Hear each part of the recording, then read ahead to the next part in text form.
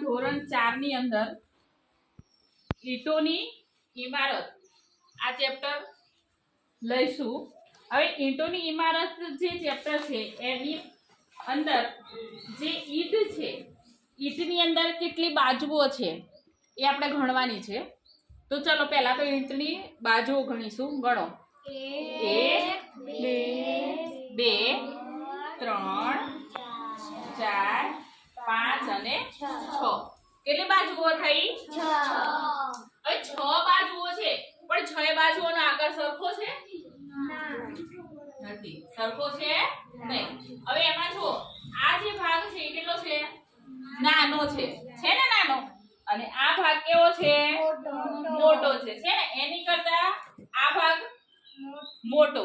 સૌથી ઉપરનો જે ભાગ છે એ વધારે મોટો છે ને? પછી સાઈડનો એનાથી થોડો નાનો છે, અને આ બાજુનો એ બહુ નાનો છે ને નાનો? હા, એટલે હવે તમને યાદ રહ્યું કે ઈંટોની કેટલી બાજુ હોય છે? 6 છે। આ ઈંટની એક બાજુ, એમાં ચોરસ છે કોઈ એક બાજુ? ચોરસ બાજુ છે કઈ? ના। એક હા, કયો આકાર છે? લંબચોરસ આકાર છે, ચોરસ આકાર છે નહીં।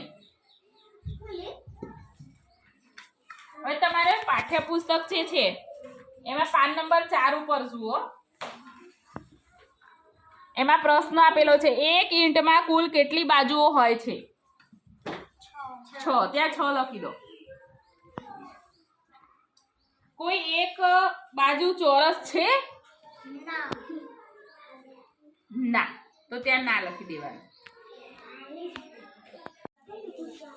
પેલું એની બીજા માસે છેલ્લા માસે પેલા